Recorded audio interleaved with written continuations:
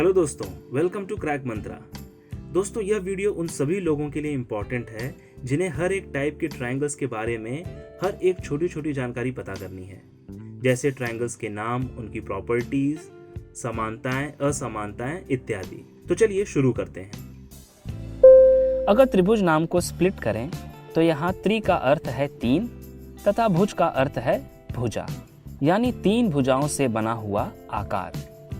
इसका अर्थ यह भी होता है कि यदि तीन भुजाएं तीन एंगल यानी कोण बनाती हैं तो उसे अंग्रेजी में ट्रायंगल और हिंदी में त्रिभुज कहते हैं तथा जिस बिंदु पे यह कोण बनता है उसे शीर्ष बिंदु कहते हैं।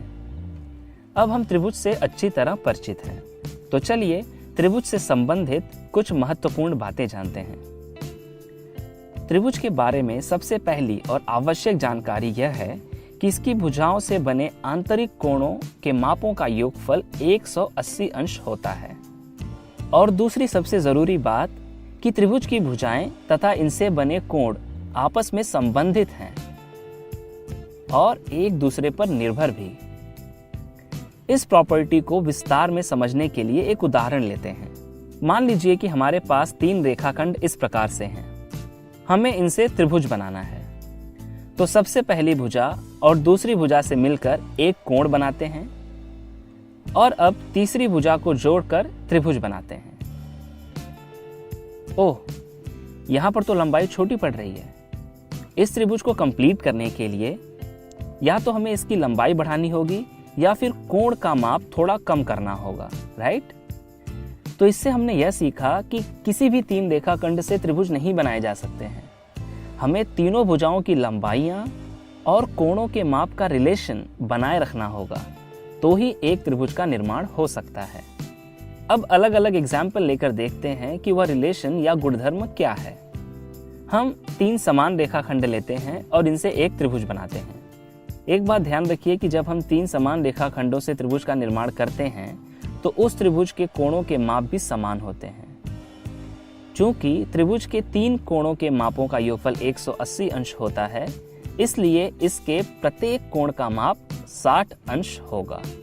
तो इससे हम यह कंक्लूड करते हैं कि यदि किसी त्रिभुज की तीनों भुजाएं समान होती हैं तो उस त्रिभुज के तीनों कोणों के माप भी समान होते हैं और इस प्रकार के त्रिभुज को इक्विलैटरल ट्रायंगल यानी समबाहु त्रिभुज कहते हैं। सम यानी समान, बाहु यानी भुजा। अब की बार हम तीन ऐसे रेखाखंड लेते हैं जिनमें केवल दो रेखाखंडों की लंबाइयां समान हैं। अब अगर इनको लेकर त्रिभुज बनाया जाए तो जो त्रिभुज बनेगा उसमें केवल दो कोणों का मान समान होगा, वरना त्रिभुज बनना संभव नहीं है।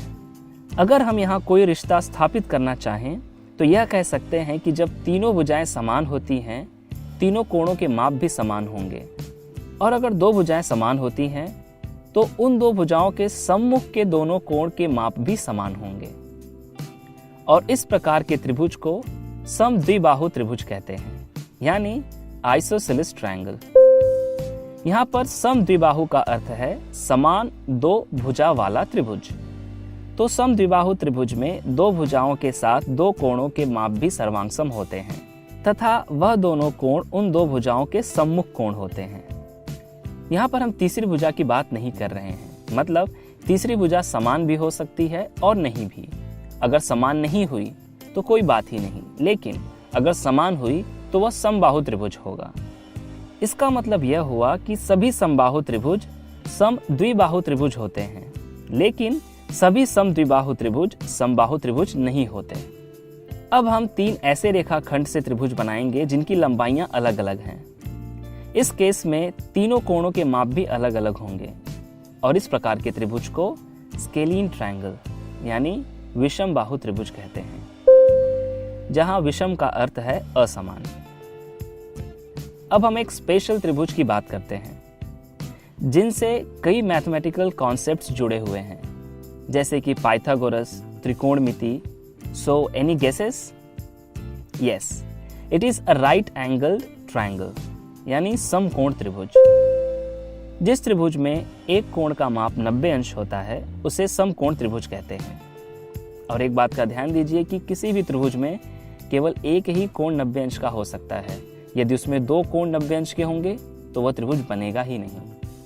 इसका मतलब बाकी के दो कोण 90 अंश से कम होते हैं, या कह लें कि उन दो कोणों के मापों का योगफल 90 अंश होता है। यहाँ पर दो और केस हो सकते हैं, या तो दोनों कोण समान होंगे या असमान होंगे। जहाँ पर दोनों कोण समान होंगे उनके कोणों का माप होगा 45 अंश, और जैसा कि हमने देखा दो कोण समान होने पर दो भुजाएं समान होती हैं और वह समद्विबाहु त्रिभुज होता है। इसका मतलब यह त्रिभुज समद्विबाहु तथा समकोण दोनों त्रिभुज के गुणधर्मों का पालन कर रहा है, इसलिए इस प्रकार के त्रिभुज को समद्विबाहु समकोण त्रिभुज कहते हैं। दूसरे केस में अगर बचे हुए दोनों कोणों का माप असमान है तो इस प्रकार के त्रिभुज के तीनों कोण असमान होंगे और तीनों भुजाएं भी। यह त्रिभुज विषम बाहु त्रिभुज तथा समकोण त्रिभुज दोनों के गुणधर्मों का पालन करता है, इसलिए इसे विषम बाहु समकोण त्रिभुज कहते हैं। I hope you liked this video. If you really liked this video, then hit like button. Share this video with your friends and post your feedback in the comment box. मिलते हैं अगले वीडियो में इसी तरह के कुछ और videos के साथ। Subscribe to this channel and press the bell icon to never miss an update. Thank you.